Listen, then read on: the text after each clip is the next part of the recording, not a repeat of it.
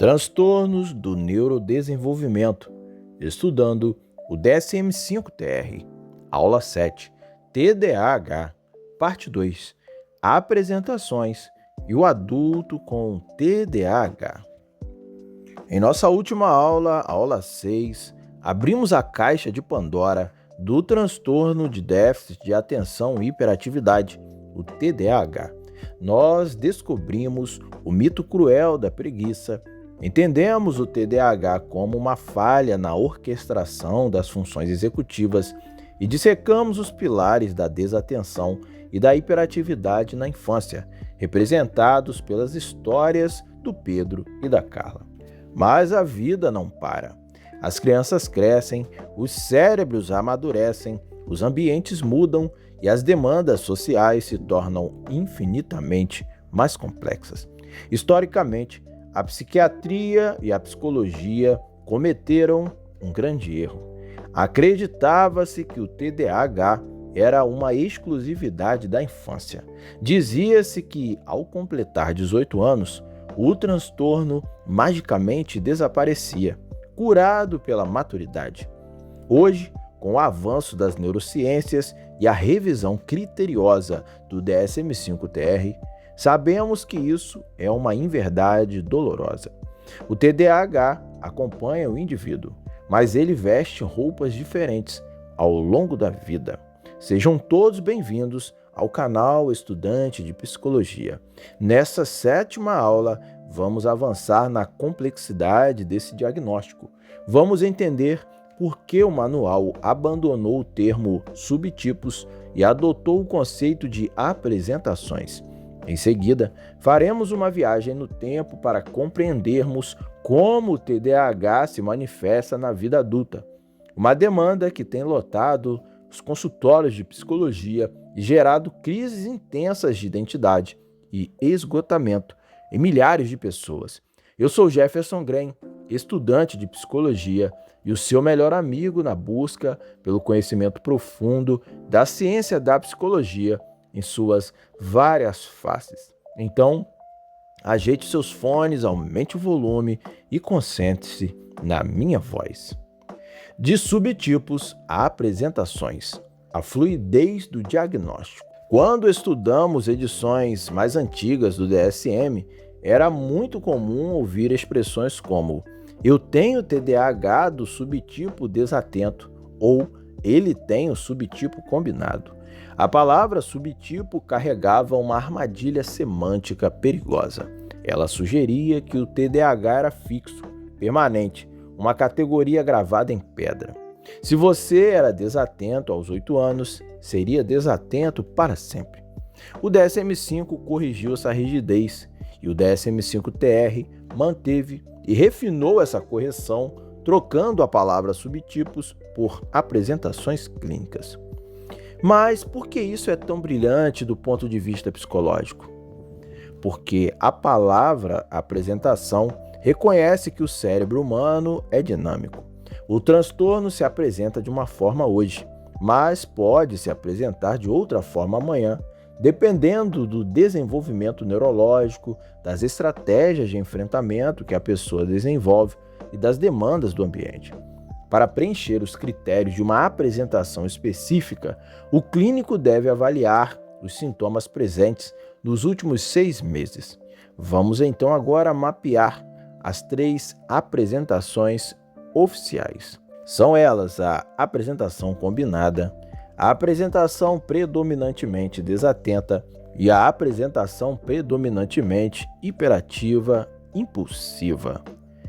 A apresentação combinada, de acordo com a descrição do DSM-5-TR, preenche os critérios de desatenção, mínimo de 6 para crianças, 5 para adultos, e os critérios de hiperatividade e impulsividade nos últimos 6 meses. O perfil comportamental da apresentação combinada é o perfil mais abrangente. A pessoa sofre tanto com a neblina mental e a perda de foco quanto com a urgência motora, a impulsividade verbal e a agitação constante. A apresentação predominantemente desatenta Essa apresentação preenche apenas os critérios de desatenção.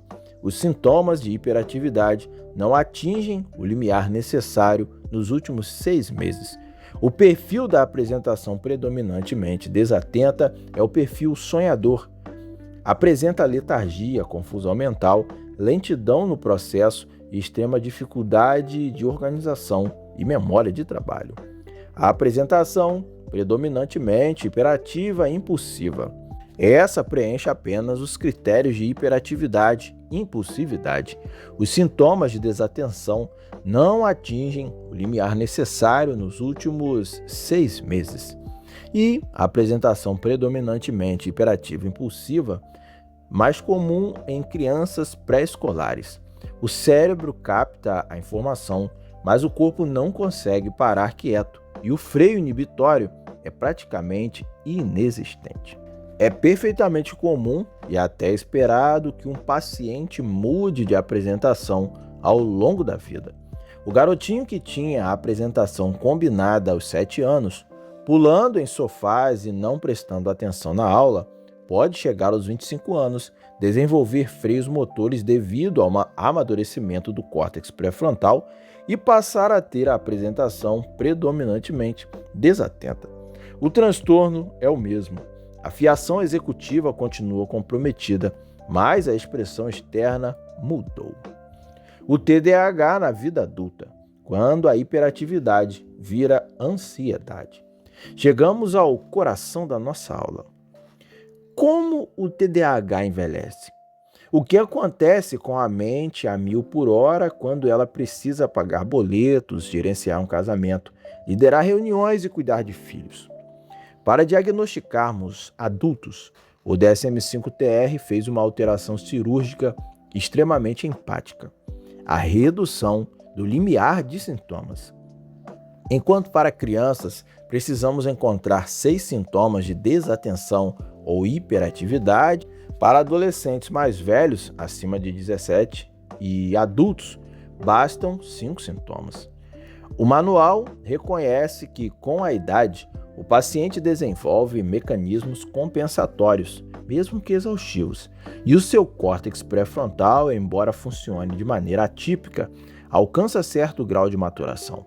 Portanto, a exigência de sintomas deve ser menor para capturar o sofrimento real dessa população. Mas a mudança mais fascinante não é numérica, é comportamental.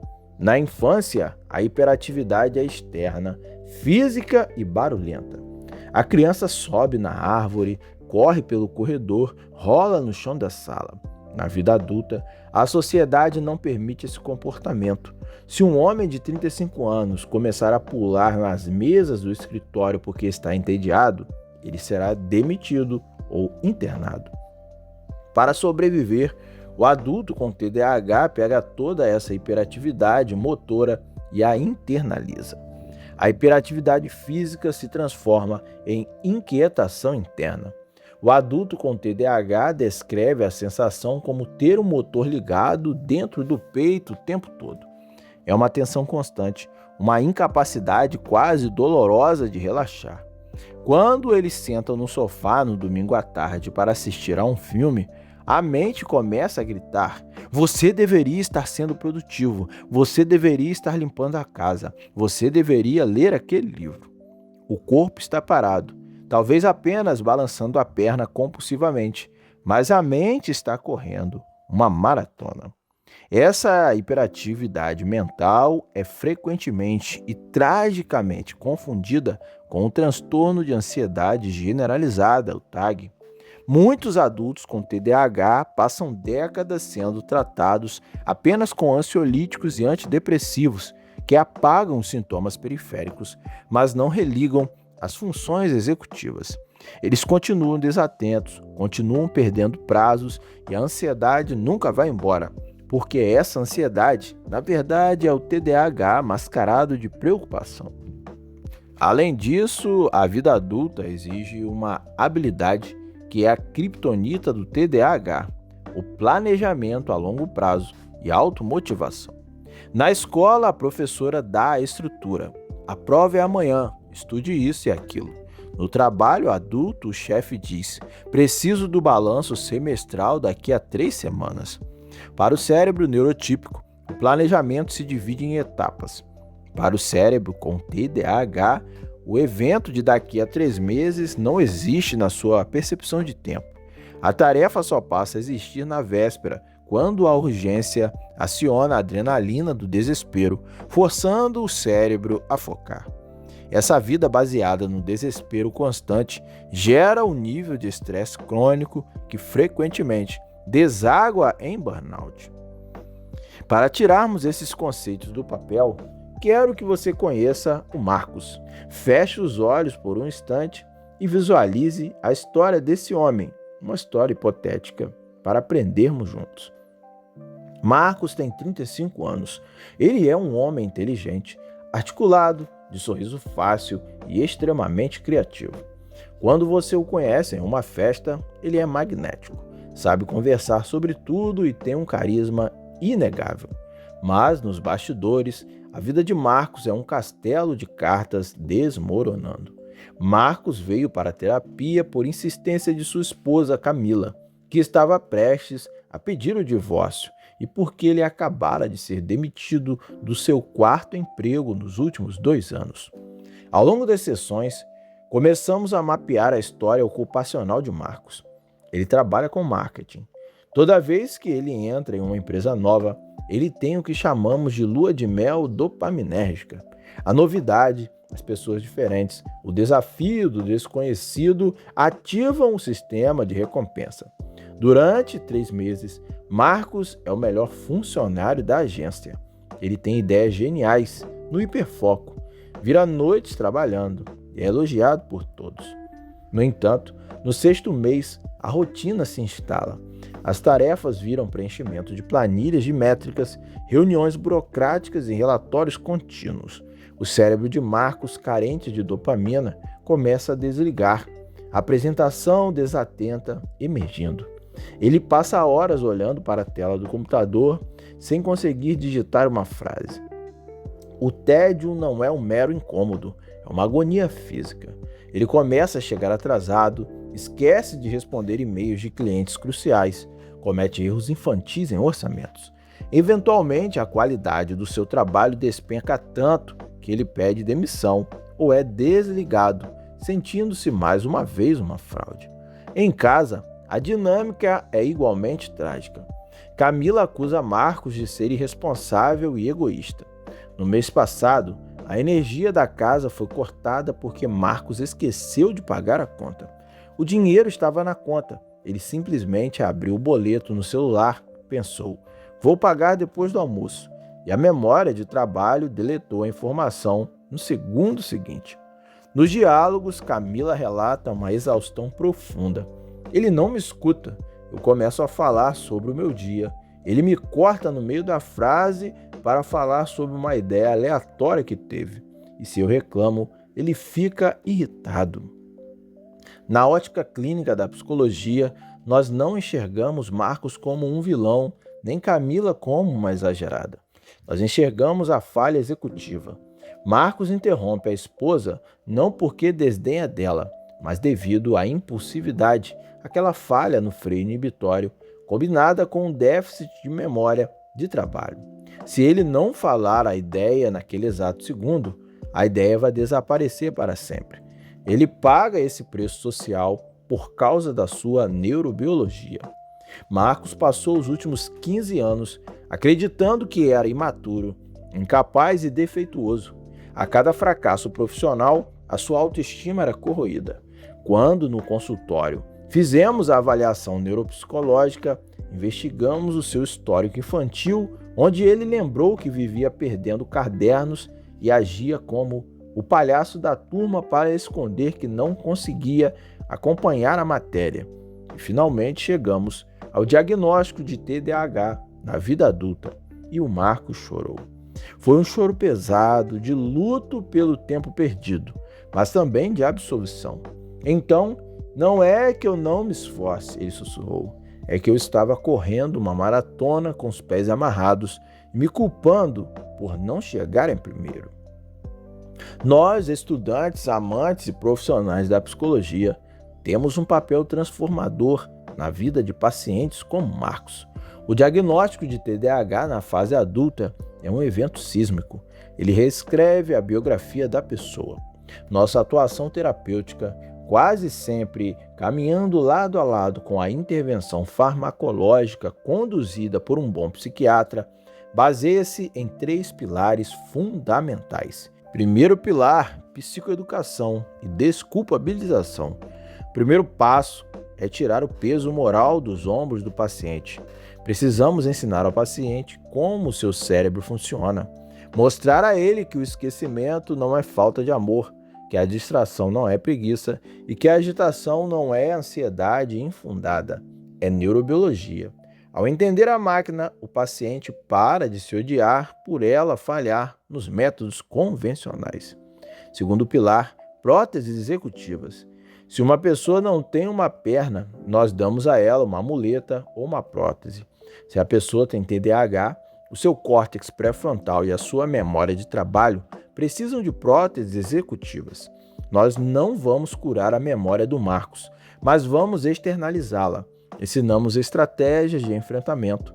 Isso significa automatizar o pagamento de todas as contas em débito automático, por exemplo. Significa usar agendas visíveis, alarmes para tudo, quadros brancos na parede do quarto. O paciente adulto com TDAH precisa construir o seu ambiente de forma que o ambiente lembre as coisas por ele.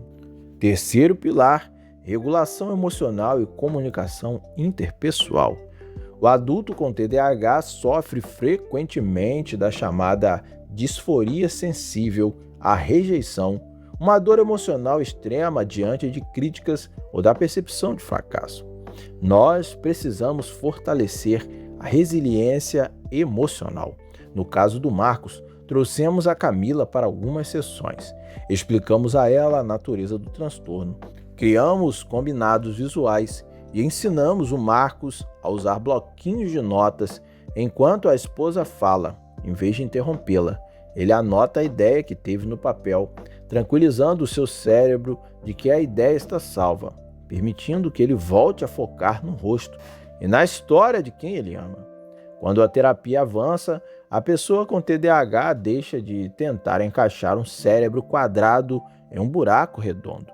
Eles aprendem a buscar carreiras que exijam criatividade, dinamismo e inovação. Áreas onde o seu hiperfoco e a sua energia ilimitada não são defeitos, mas sim superpoderes. E assim, caro amigo, cara amiga, chegamos ao final dessa extensa e reflexiva aula.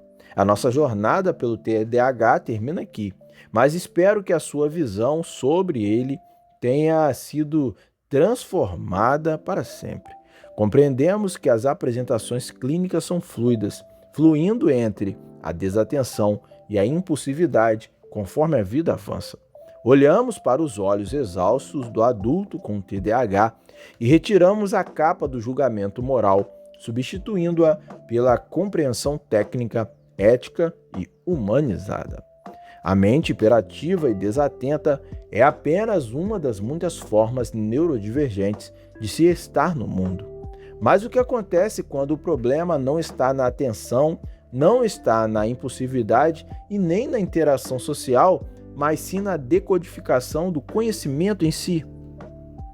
Imagine um cérebro perfeitamente atento, inteligente, cheio de imaginação, mas que, ao olhar para a página de um livro, vê as letras dançarem, embaralharem-se e perderem o sentido lógico.